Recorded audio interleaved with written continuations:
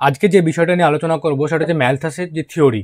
Thomas Malthus ইনি জন্মগ্রহণ করেছিলেন ফেব্রুয়ারি 13 তারিখ 1766 সালে এবং তিনি মারা গিয়েছিলেন ডিসেম্বর 23, 1834 সালে এবং তিনি ছিলেন একজন ইকোনমিস্ট এবং ফিলোসফার। তিনি পপুলেশন গ্রোথ এবং ফুড প্রোডাকশনের মধ্যে যে রিলেশনশিপ দেখিয়েছিলেন এবং তার যে থিওরি উপস্থাপন করেছিলেন, ওনার যে থিওরি সেই থিওরি খুবই গুরুত্বপূর্ণ হয়ে আছে। এবং তিনি ম্যালথাসের যে গোট মডেল, সেই গোট মডেলের জন্য তিনি একজন ফেমাস। ওকে, তিনি একজন ফাউন্ডার ছিলেন স্ট্যাটিস্টিক্যাল সোসাইটি অফ লন্ডনের। ওনার যে থিওরিটা, সেই থিওরিটা আমাদেরকে পড়তে হবে। ওনার থিওরিটা সম্পর্কে প্রথমে বলতে গেলে দুটো বিষয়, একটা হচ্ছে পপুলেশন গ্রোথ এবং ফুডের সঙ্গে যে রিলেশনশিপ, অর্থাৎ ফুড প্রোডাকশন কোনো একটা এরিয়া বা কোনো অঞ্চলের তার সঙ্গে কোনো একটা দেশের পপুলেশন গ্রোথের যে সম্পর্ক, সেই সম্পর্ক বুঝতে গেলে ওনার থিওরি কিন্তু খুব গুরুত্বপূর্ণ।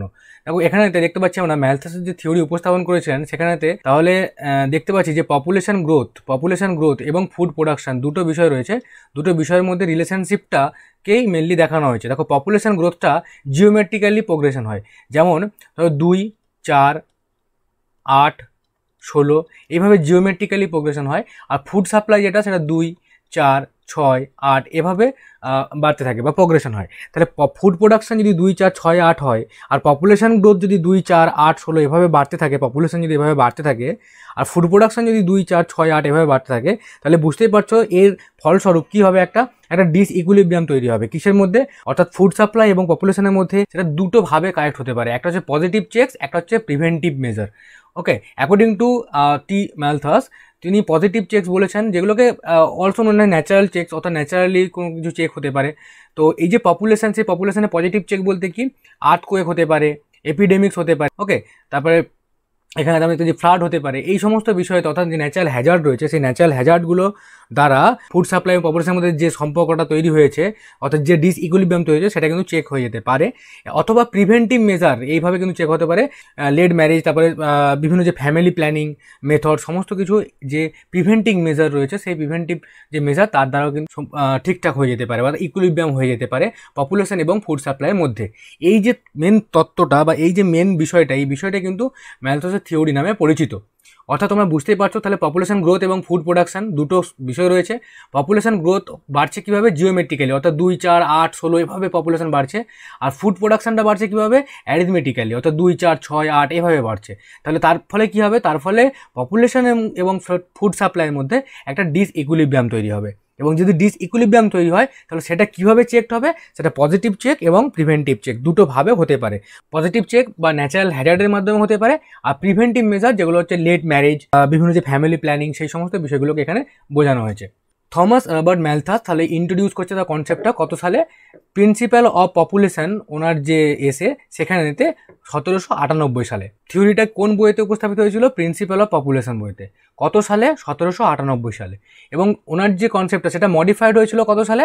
1803 সালে। ওকে, তো এই যে ম্যালথাস যে থিওরি, সেই population related, population would continue expanding until growth stop or reversed by disease, বিভিন্ন ডিজিজ দ্বারা অথবা বিভিন্ন ন্যাচারাল ক্যালামিটি দ্বারা। ওকে, অর্থাৎ ওনার যে থিওরি, সেখানেতে বলা হচ্ছে যে পপুলেশন গ্রোথটা ততটাই পর্যন্ত চলতে থাকবে যতক্ষণ না পর্যন্ত পপুলেশনটা বিভিন্ন ডিজিজ দ্বারা বা বিভিন্ন যুদ্ধের জন্য বা বিভিন্ন ক্যালামিটি, ন্যাচারাল ক্যালামিটির দ্বারা যতক্ষণ না চেক হচ্ছে ততক্ষণ। করেছেন পপুলেশন গ্রোথের যে ফোরকাস্ট, তার যে ফর্মুলা ইউজ করেছিলেন, ওনার জন্য ম্যালথাসের গ্রোথ মডেল নামে পরিচিত। ওকে, এরপর দেখো major components of his theory, অর্থাৎ ওনার যে থিওরি উপস্থাপন করছেন তার মেন কম্পোনেন্টগুলি কী কী ছিল। দেখো প্রথমে বুঝতে পেরেছো যে according to the Malthus, the population of a particular area grows geometrically, whereas the food supply of the same place increasing arithmetically. অর্থাৎ পপুলেশন গ্রোথটা যেটা, সেটা কী হবে? জিওমেট্রিক্যালি হবে। জিওমেট্রিক্যালি বলতে কি তোমাদেরকে বুঝিয়েছি আমি একটু আগেই, যেমন হবে কি 2, 4, 8, 16, 32 এভাবে হবে। ওকে, এখানে ফিক্সড নাম্বার দেখো 2 আছে, তার মানে কি 2 × 2 = 4। ওকে, তার 4 × 2 8 এইভাবে, অর্থাৎ এভাবে বাড়তে থাকে জিওমেট্রিক্যালি। আর অ্যারিথমেটিক্যালি বাড়ছে কি? ফুড প্রোডাকশনটা। যদি ফুড প্রোডাকশনটা অ্যারিথমেটিক্যালি বাড়ে, তাহলে তো দুটোর মধ্যে একটা ডিসইকুইলিব্রিয়াম তৈরি হবে, বুঝতেই পারছো। আর যেখানে ফুড সাপ্লাই যেখানে কম থাকবে, যেখানে শর্টেজ থাকবে, সেখানে লিভিং স্ট্যান্ডার্ডটাও কম থাকবে। ওকে, যেটা কি করছে, অর্থাৎ কোনো জায়গাতে লিভিং স্ট্যান্ডার্ড, অর্থাৎ লোয়ার লিভিং স্ট্যান্ডার্ড যেটা, সেটা ডিমার্কেট করছে কি? কোনো জায়গায় পপুলেশনকে ইনক্রিজ হয়েছে, সেটা ডিমার্কেট করছে। ওকে, তাহলে জিওমেট্রিক প্রোগ্রেশন এবং অ্যারিথমেটিক প্রোগ্রেশন সম্পর্কে তোমাদের একটা আইডিয়া তৈরি হয়ে গেছে। দেখো এখানেতে এই যে ডায়াগ্রামটা আমরা দেখতে পাচ্ছি, এখানে দেখো এই যে এটা হচ্ছে রিসোর্স, রিসোর্সের বৃদ্ধি বা রিসোর্সের লাইন, আর এইটা হচ্ছে পপুলেশন গ্রোথের লাইন। দেখো এইখান পর্যন্ত রিসোর্স আর পপুলেশনের মধ্যে যদি সম্পর্ক, তাহলে রিসোর্সের তুলনায় পপুলেশন কি আছে, ঠিকঠাক আছে। বাট এইখান থেকে অর্থাৎ রিসোর্সের তুলনায় যখন পপুলেশন বাড়তে শুরু করবে, তখন পয়েন্ট অফ ক্রাইসিস, এইখান থেকে পয়েন্ট অফ ক্রাইসিস অর্থাৎ ক্রাইসিস শুরু হবে। ওকে, এবং এটা চেক হবে কীভাবে তিনি বলেছিলেন, বললাম আগেই তোমাদেরকে। তাহলে ফিচারগুলো কী কী? The population is inter related with the food supply, অর্থাৎ পপুলেশন কোনো জায়গার সেটা ফুড সাপ্লাইয়ের সাথে inter related. When the food supply is increasing, the living standard of the people is also increasing, অর্থাৎ কোনো একটা জায়গাতে যদি ফুড সাপ্লাই বাড়ে বা ফুড সাপ্লাই ভালো হয়, তাহলে মানুষের লিভিং স্ট্যান্ডার্ডটা কী হবে, ভালো হবে। আর high food supply is required for a higher number of population, অর্থাৎ বেশি ফুড সাপ্লাই দরকার কোনো একটা এরিয়াতে বা কোনো একটা রিজনেতে, যখন হায়ার নাম্বার অফ পপুলেশন থাকবে, অর্থাৎ পপুলেশনের সংখ্যা যখন বেশি হবে, তখন সেখানেতে হাই ফুড সাপ্লাইয়ের প্রয়োজন হবে। যখন ফুড সাপ্লাই ইনক্রিজ করছে অ্যারিথমেটিক্যালি এবং পপুলেশন ইনক্রিজ করছে জিওমেট্রিক্যালি, তাহলে তো ক্রাইসিস তৈরি হবেই। ক্রাইসিস কিসে তৈরি হবে? The crisis of food is noticeable, অর্থাৎ ফুডের যে ক্রাইসিস সেটা কিন্তু দেখতে পাওয়া যাবে। তার মানে কী হবে, সেখানে কী হবে, হাঙ্গার হবে, স্টারভেশন হবে, ম্যালনিউট্রিশন হবে, এগুলো সমস্ত কিছু কিন্তু লক্ষ্য করা যাবে। অর্থাৎ কোনো একটা রিজিয়নে যদি ফুড সাপ্লাই বা ফুড এর ঘাটতি ঘটে, তাহলে সেখানেতে কী হবে, সেখানে হাঙ্গার, স্টারভেশন, ম্যালনিউট্রিশন এই সমস্ত বিষয়গুলো লক্ষ্য করা যাবে। তো the people is increasing until they check by the some powerful checks. এখানে পাওয়ারফুল চেকস বলতে দুটো চেকসকে বোঝানো হয়েছে। একটা হচ্ছে ন্যাচারাল চেকস, তোমরা আগেই দেখলে, যেগুলো ন্যাচারাল ক্যালামিটি বা আর্থকোয়েক এই সমস্ত কারণে চেকড হয়ে থাকে। আর একটা বিভিন্ন যে প্রিভেন্টিভ চেক রয়েছে, সেই প্রিভেন্টিভ চেকের মাধ্যমে হতে পারে। According to the Malthus, two types of check, দেখো দুটো চেক আছে, একটা হচ্ছে পজিটিভ চেক, একটা হচ্ছে প্রিভেন্টিভ চেক। ওকে, তো এই দুটোর মাধ্যমে কি হয়, they keep a balance between the food supply and population. আমাদের দেখতে পাচ্ছি যে বিভিন্ন পজিটিভ চেক আমরা দেখতে পাই, যেমন বিভিন্ন সময়তে করোনা বা কোভিডের সময়তে প্রচুর মানুষ মারা গেছে। তো যাই হোক, এগুলো ম্যালথাস অনুযায়ী যে দুটো ধরনের চেক আছে, একটা পজিটিভ চেক এবং একটা প্রিভেন্টিভ চেক। তো এই পজিটিভ এবং প্রিভেন্টিভ চেকের মাধ্যমেতেই they keep a balance between the food supply and population. Okay, তাহলে পজিটিভ চেক বলতে কী বোঝায়, আমি প্রথমে ছোট করে বলেছিলাম। Positive check demarcate any event or circumstances that shorten the human life span, অর্থাৎ মানুষের যে একটা নির্দিষ্ট লাইফ স্প্যান আছে তার সেটাকে শর্টেন করে দেয়। ওকে, তো সেখানেতে কি এক্সাম্পল হিসাবে বলা যেতে পারে যে বিভিন্ন ফ্লাড হয়, এপিডেমিক হয়, একটু আগেই বললাম তোমাদেরকে এপিডেমিকের কথা, আর্থকোয়েক হয়, এই সমস্ত কারণেতে বা ন্যাচারাল ক্যালামিটি বিভিন্ন যেগুলো রয়েছে সেইগুলোর দ্বারা কিন্তু একটা পজিটিভ চেক, অর্থাৎ যে পপুলেশন গ্রোথ এবং ফুড সাপ্লাইয়ের মধ্যে যে রিলেশনটা, যেটা সমতা ছিল না, সেই জিনিসটাই কিন্তু অনেকটা চেকড হয়ে যায়। ওকে, এছাড়া দেখো এখানেতে যে পুয়ার হেলথ কন্ডিশন এবং ইকোনমিক কন্ডিশনও কিন্তু অ্যাজ আ পজিটিভ চেক হিসাবে ডিমার্কেট হয়ে থাকে। ওকে, অন্যদিকে যখন growth of population is prevented by human beings, অর্থাৎ মানুষের নিজের দ্বারাই যখন সেটা প্রিভেন্টিভ হতে পারে, তখন সেটাকে বলা হচ্ছে কি প্রিভেন্টিভ চেকস। ওকে, সেখানে কী কী রয়েছে, সেখানে রয়েছে দেখো own choice like self control, okay, late marriage, হ্যাঁ, সিম্পল লিভিং, এই সমস্তগুলো হচ্ছে প্রিভেন্টিভ চেকস। ক্লিয়ার? এইগুলো কি হচ্ছে, এটা হচ্ছে মোর বেনিফিশিয়াল। ওকে, পজিটিভ চেকের তুলনায়, কারণ পজিটিভ চেকটা কি, পজিটিভ চেকটা হচ্ছে বিভিন্ন ন্যাচারাল ক্যালামিটি দ্বারা, আর্থকোয়েক দ্বারা মানুষ মারা যাচ্ছে, সেটা হচ্ছে কি, সেটা পজিটিভ চেক। বাট প্রিভেন্টিভ চেকটা কি, প্রিভেন্টিভ চেকটা অনেক বেনিফিশিয়াল।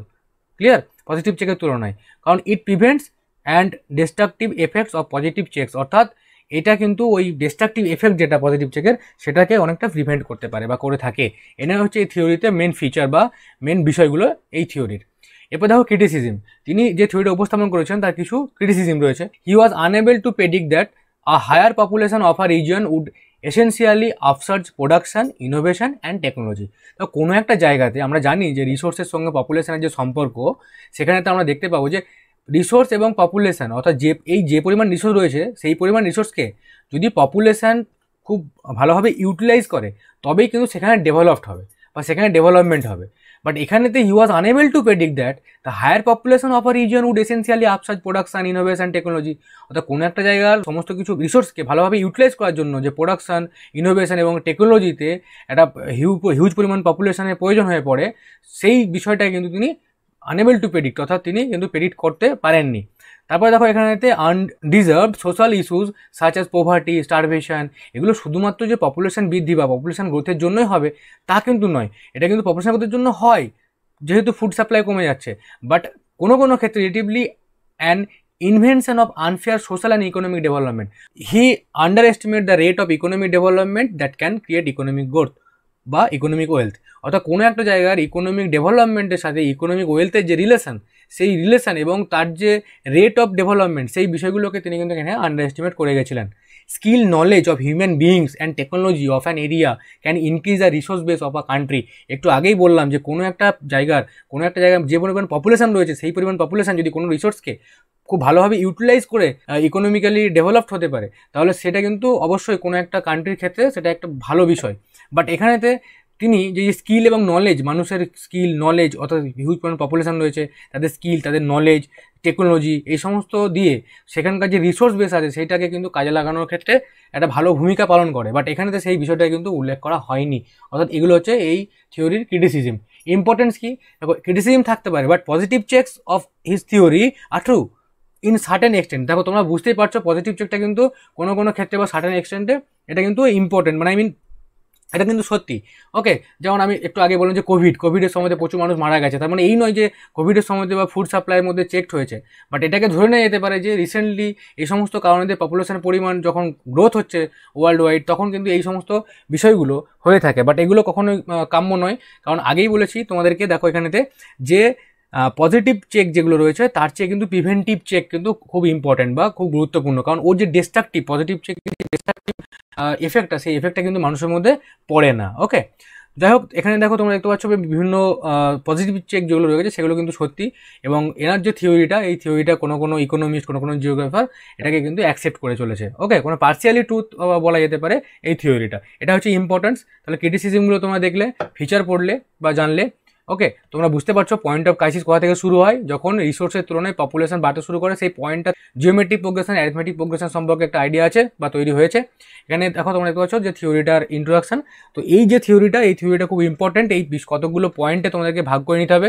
হচ্ছে ইন্ট্রোডাকশন, তারপরে দেখো বিভিন্ন ফিচার বা বলতে পারি population is relation with food supply একটা পয়েন্ট, তারপরে দেখো এখানে বিভিন্ন ফিচারগুলোকে ব্যাখ্যা করতে হবে, তারপর ক্রিটিসিজম এবং ইম্পর্টেন্স।